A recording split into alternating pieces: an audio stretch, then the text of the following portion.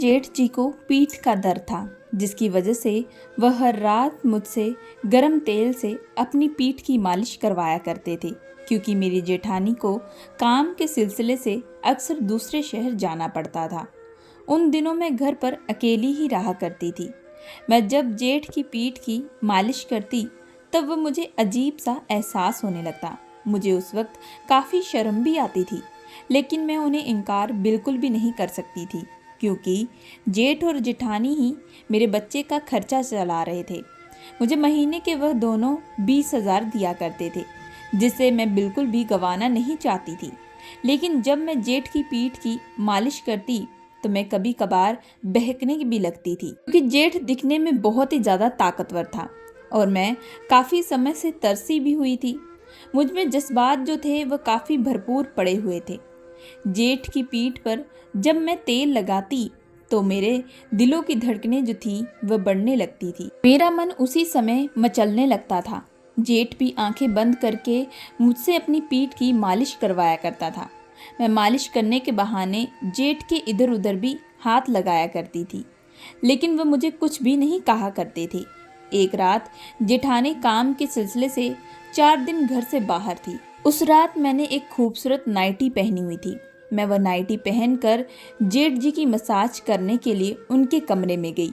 जैसे ही मैंने गरम तेल लेकर जेठ की पीठ पर मसाज करना शुरू किया तो वह गरम गरम आहें भरने लगे थे। उसे देखकर मैं भी पिघलने लगी थी। तभी उसने मुझे खींचकर अपनी गोद में बिठा लिया और फिर धीमी सांस से कहने लगा कि नायरा, तुम्हारे छूने से ही मुझे एक अजीब सा एहसास होने लगा है। मेरा बहुत मन हो रहा है। ये सुनते ही मेरे चेहरे पर एक शैतानी मुस्कुराहट आ चुकी थी। मैं काफ़ी समय से तरसी हुई थी। मैंने उसी वक्त लाइट बंद कर दी तो जेठ ने पूरे जोश के साथ, मेरा नाम नायरा है। मेरे घर में मेरे माता पिता और मेरी 2 छोटी बहनें भी रहा करती थी। हम लोग बिहार के एक छोटे से गांव में थे। 12वीं कक्षा के बाद माता पिता ने मुझे पढ़ने के लिए कॉलेज में भेज दिया था और हमारे गांव में कॉलेज बिल्कुल भी नहीं था, जिसकी वजह से मुझे शहर में पढ़ने के लिए जाना पड़ा। और वहीं पर मेरी मुलाकात साहिल से हुई थी। साहिल मुझसे सीनियर था।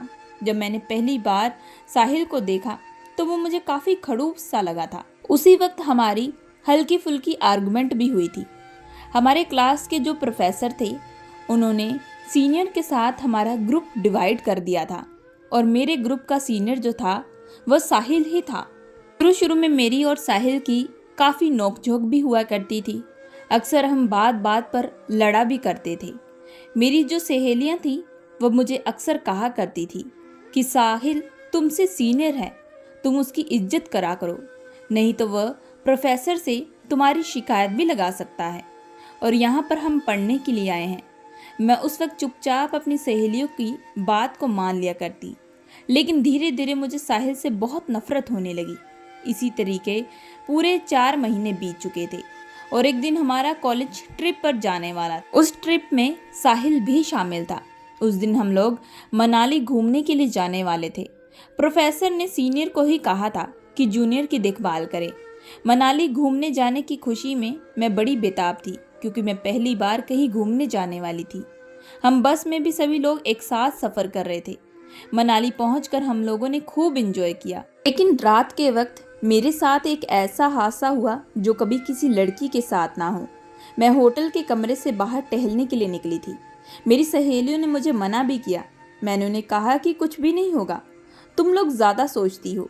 उस वक्त रात के 12 बज रहे थे, लेकिन जैसे ही मैं अपने कमरे से कुछ दूर पहुंची, वहाँ पर कुछ मुस्टंडे दारू के नशे में चूर थे। मुझे देखते ही वह मेरे करीब आने लगे। एक लड़के ने तुरंत मेरा रास्ता रोक लिया। मैं वही बहुत हड़बड़ा सी गई थी। जैसे ही चीखने और चिल्लाने लगी तो उनमें से एक लड़के ने मेरे मुंह पर रुमाल रख दिया था और वह मुझे पकड़कर अपने कमरे की तरफ ले जाने लगा था। मैंने अपने आप को उन गुंडों से बचाने की बहुत कोशिश की थी, लेकिन मैं नाकाम रह चुकी थी, क्योंकि वह लोग आदमी थे और हट्टे कट्टे भी थे। उनके मुकाबले में बहुत नाजुक थी, इसी वजह से उनमें ज़्यादा जोर था। मैं उनके आगे रिक्वेस्ट कर रही थी कि वह लोग मुझे छोड़ दे, लेकिन वह कहने लगे, आज तो हमें मौका मिला है और जैसे ही वह मुझे अपने कमरे तक ले गए तो पीछे से तुरंत एक भारी भरकम आवाज़ आई थी जो कह रहा था कि उस लड़की को छोड़ दो। जब मैंने बड़ी मुश्किल से पीछे घूम कर देखा तो वहाँ पर साहिल खड़ा था। वह आदमी कहने लगे कि तू यहाँ से चुपचाप चला जा, नहीं तो तेरा बहुत बुरा हाशिर होगा। लेकिन साहिल बार बार जिद करने लगा कि वह इस लड़की को बिना लिए बिल्कुल भी नहीं जाएगा।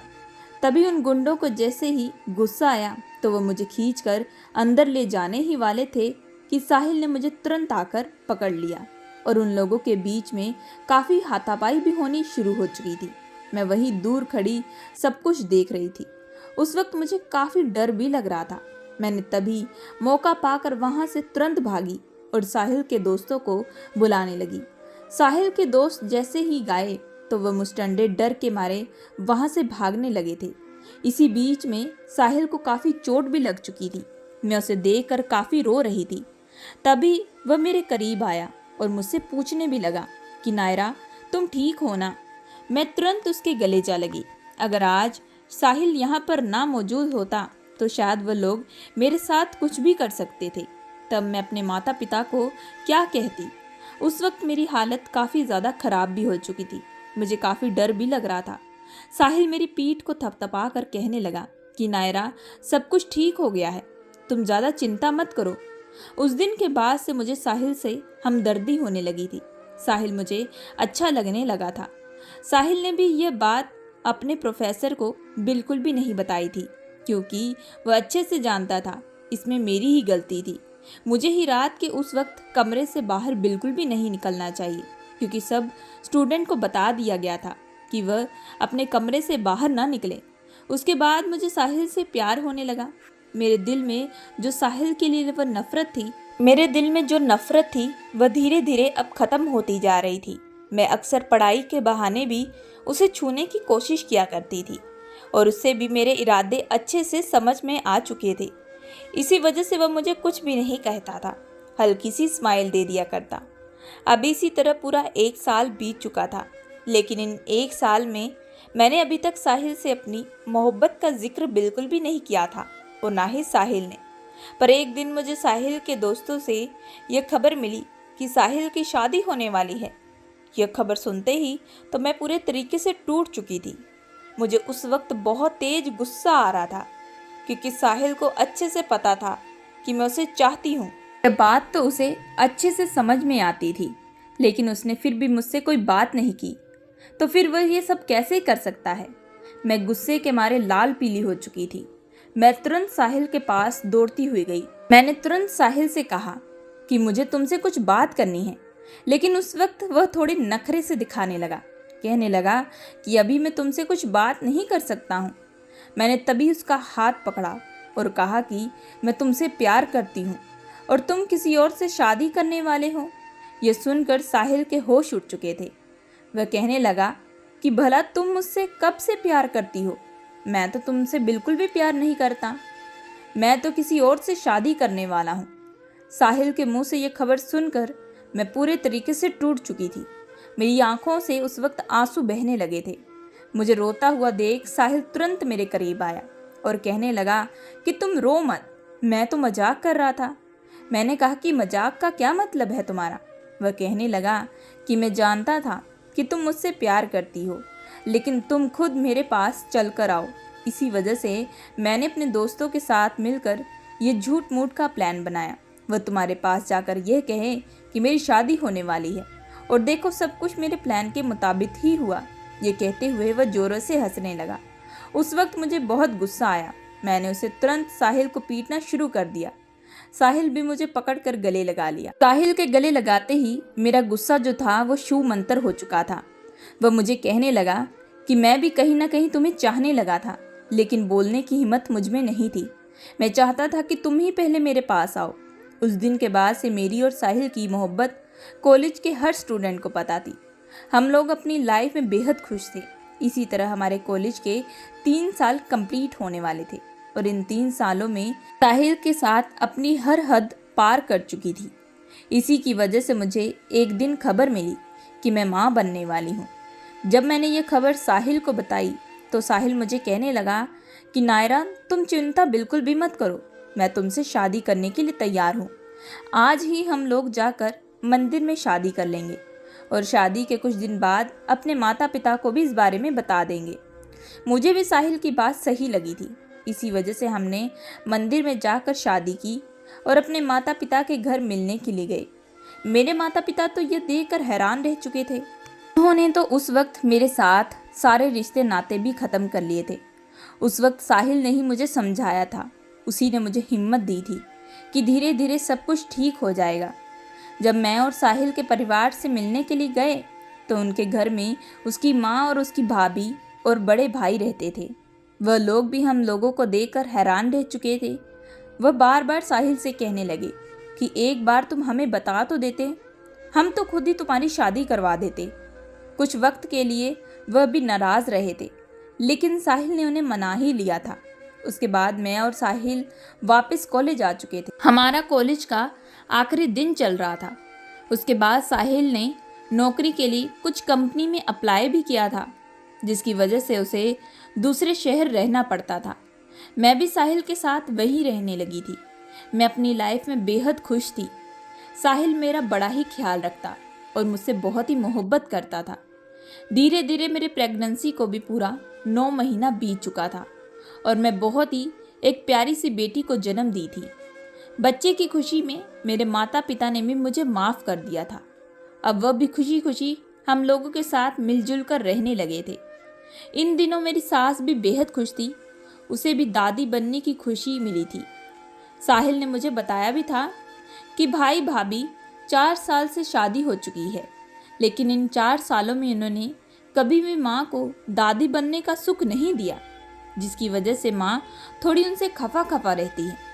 लेकिन आखिर बात क्या है, ये आज तक हम लोगों को बिल्कुल भी मालूम नहीं। वह हमें अक्सर यही कहते हैं कि उन्हें और वक्त चाहिए अभी बच्चा लेने को।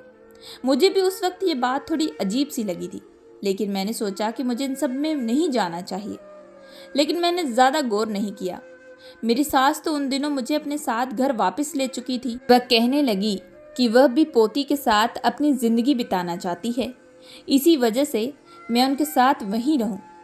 मेरे पति ने भी इस बात पर हामी भरी थी। उसके बाद मैं और मेरे पति वापस ससुराल आ चुके थे। अब मैं अपने ससुराल में ही शिफ्ट हो चुकी थी। अब अक्सर मेरे पति को काम की वजह से दूसरे शहर 2-3 दिन के लिए रहना पड़ता था। मैं भी अपने ससुराल में बेहद खुश थी। मेरी सास मेरा बड़ा ही ख्याल रखती थी और साथ ही साथ मेरी जेठानी भी। मेरी सास तो सारा दिन मेरी बेटी के साथ खेलती, उसे वक्त देती। यह देखकर मुझे काफ़ी खुशी होती। लेकिन जब भी वह मेरी बेटी की मालिश करती तो वह जेठानी को ताने देने लगती। मैं अपनी सास को हमेशा कहती कि आपको ये सब बातें नहीं बोलनी चाहिए, उन्हें भी बुरा लग सकता है। लेकिन सास मुझ पर उल्टा दबाव डाल देती, जिसकी वजह से मैं उन्हें कुछ भी ना बोल पाती, क्योंकि वह मुझसे बड़ी थी। अब इसी तरह वक्त बीतता जा रहा था। अब मेरे पास कोई चीज़ की कमी नहीं थी। सब लोग मुझसे बेइंतहा प्यार करते थे। लेकिन फिर एक दिन मेरी ज़िंदगी में एक ऐसा मोड़ ले आया जिसने मेरी हंसती खेलती ज़िंदगी ही बर्बाद करके रख दी थी। जब मेरे पति दूसरे शहर गए थे तो हमें यह पता चला कि उनकी वहाँ पर रोड एक्सीडेंट में मौत हो चुकी है। यह खबर से मैं तो पूरे तरीके से टूट चुकी थी। मैं पूरे 1 महीना निवाला भी मुंह में नहीं डाली थी। मेरा तो बहुत बुरा हाल हो चुका था। मैं इस दुनिया में चली जाऊं, मैं यही सोचती थी। मैंने बड़ी मुश्किल से अपने आप को संभाल के रखा हुआ था। सास हर रोज़ मेरे कमरे में आती और मेरी बच्ची का चेहरा दिखाया करती कि ये साहिल की आखिरी निशानी है और इसकी जिम्मेदारी सिर्फ तुम पर है। तुम इसकी माँ हो, इसकी खातिर है अपने आप को मजबूत बनाओ। धीरे धीरे मैंने अपने आप को फिर से ठीक करना शुरू कर दिया था। लेकिन अब मेरे बच्चे की जिम्मेदारी मेरे जेठ और मेरी जेठानी ही निभा रहे थे। वही हम लोगों का खर्चा उठाया करते थे और आज तक उन्होंने मुझे एक शब्द कुछ कहा भी नहीं था। मैं अपनी बच्ची को छोड़कर कहीं नौकरी भी नहीं कर सकती थी। अभी तो उसे सिर्फ माँ की ज़रूरत थी। बेटे के जाने के बाद मेरी सास भी अब काफ़ी उदास हो चुकी थी। वह अब ज़्यादातर गांव चली जाया करती या तीर्थ यात्रा पर। उन दिनों मैं और जेठ ही घर पर अकेले रहा करते थे, क्योंकि जेठानी को काम के सिलसिले से दूसरे शहर से कभी कदार तीसरे शहर भी जाना पड़ता था। वह हफ्ते में 2 दिन घर पर आया करती थी। मैं ही अब घर की जिम्मेदारी अपने और अपने बच्चे को संभालती थी। मेरी जिंदगी में अब कोई खुशी नहीं थी। सिर्फ अपने बच्चे की खातिर मैं अपनी जिंदगी काट रही थी। मेरे माता पिता ने भी मुझे बहुत बार कहा कि मैं घर वापस आ जाऊं, लेकिन मैंने उन्हें तुरंत इनकार कर दिया। एक शाम मैं किचन में खाना बना रही थी कि तभी मुझे जेठ के चिल्लाने की आवाज़ आई। मैं तुरंत खाना छोड़कर बाहर गई तो सीढ़ियों पर देखा तो मेरे जेठ जी नीचे ज़मीन पर गिरे हुए थे। मैंने उन्हें तुरंत उठाया और डॉक्टर को बुलवाया। डॉक्टर ने जब उनका चेकअप किया तो हमें यह पता चला कि उनकी पीठ पर मोच आ चुकी है, जिसकी वजह से हर रोज उनकी पीठ की मालिश करनी पड़ेगी। तब जेठानी घर पर रहा करती तो वही जेठ की मालिश किया करती थी, लेकिन जब जेठानी को काम के सिलसिले से दूसरे शहर जाना पड़ता तो वह ये काम मुझ पर छोड़कर जाया करती थी। उस वक्त मुझे बड़ा ही अजीब सा एहसास होता था।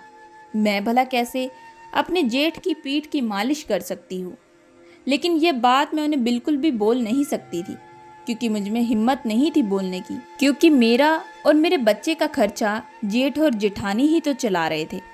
इसी वजह से मैं मन मार कर जेठ के कमरे में गई और जैसे ही उनकी पीठ पर मालिश करती तो उसी वक्त मुझे गहरी नींद आने लगती और उसके बाद मेरे साथ क्या होता मुझे कुछ भी मालूम नहीं। जब सुबह उठती तो मैं जेठ के कमरे में सोई रहती। मुझे लगा कि शायद ज़्यादा थकावट की वजह से मैं जेठ के कमरे में ही सो चुकी हूँ। इसी वजह से मैं तुरंत वहाँ से चली जाती। उसके बाद नहाने के लिए गई और तुरंत नाश्ता बनाने के लिए किचन में गई। नाश्ता बनाकर जब मैंने जेठ को खाने के लिए दिया तो वह टेबल पर बैठकर बड़ी ही गहरी आंखों से मुझे देखा करते थे, जैसे मानो वो मुझसे कुछ कहना चाहते हों। आज मुझे उनका अंदाज पहले के मुकाबले कुछ अलग सा लग रहा था। वह इसी वजह से शायद हो सकता है क्योंकि कल रात मैं उनकी पीठ की मालिश कर रही थी और मालिश करते करते कब उनके कमरे में सो चुकी मुझे कुछ मालूम ही नहीं। अब मैंने मन ही मन सोच लिया था कि आज मैं जल्दी काम खत्म करके अपने जेठ की पीठ की मालिश कर दूंगी और उसके बाद अपने कमरे में आकर जल्दी सो जाऊंगी, क्योंकि मुझे काफ़ी थकावट होनी शुरू हो चुकी थी। लेकिन पूरे घर का काम करते करते मुझे शाम के 6 बज जाते और उसके बाद बच्चे को संभालना, जिसकी वजह से मुझे रात होने लगती और फिर जेठ को रात का खाना देने के बाद मैं अपने बच्चे को दूध पिलाने लगती ताकि वह जल्दी से गहरी नींद में चला जाए और उसके बाद ही मैं जेठ के कमरे में जा सकती थी। लेकिन आज मेरे बच्चे को सोने में थोड़ी देरी हो रही थी। वह बार बार बहुत रोए जा रही थी। शायद उसे अपने पिता की याद आ रही हो। अपने बच्चे को बिस्तर पर सुलाकर मैं ठीक रात के 10 बजे अपने जेठ के कमरे में जाने लगी थी। इस वक्त मुझे काफ़ी थकावट भी महसूस हो रही थी और नींद भी आने लगी। मैं तुरंत किचन में भाग कर गई और गर्म तेल लेकर अपने जेठ के कमरे में जाने लगी। फिर से उनकी पीठ पर मालिश करने लगी। आज मेरे जेठ बता रहे थे कि मैं थोड़ा जोर लगाकर मालिश करूं, लेकिन जैसे ही मैं तेल लेकर मालिश करने लगी तो मालिश करते करते मेरी आंख झपकने लगी थी और फिर से मेरे साथ क्या हुआ कुछ मालूम नहीं। सुबह उठी तो फिर से जेठ के बिस्तर पर लेटी हुई थी। उस वक्त जेठ कमरे में नहीं था। मैं तुरंत शर्म के मारे वहां से भाग गई और फिर 1 हफ्ते तक ये सिलसिला चलता रहा। मैं जेठ के सामने अब आंखें ना मिला पाती। पता नहीं वो मेरे बारे में क्या सोचते होंगे। लेकिन एक बात बड़ी ही अजीब थी कि तेल की मालिश करते हुए मैं गहरी नींद में चली जाती और सुबह होती तो मुझे कुछ याद न रहता, बस मुझे थकावट महसूस होती। 1 हफ्ते के बाद जेठानी भी घर वापस आ चुकी थी। उस दिन वह जेठ से बात करने के लिए कमरे में गई। मैंने भी उसी बहाने अपनी माँ को फ़ोन लगाया। मुझे लगा कि मेरी दिन ब दिन तबीयत खराब हो रही है। अगर ज़्यादा खराब हो गई तो मेरी बच्ची को कौन देखेगा। मैं माँ को जब ये बात बताई तो माँ कहने लगी कि अपनी जेठानी को कहकर घर वापस आ जाओ, कुछ दिन यहाँ पर रह ले और उसके बाद चली जाना। मुझे भी माँ की बात सही लगी थी।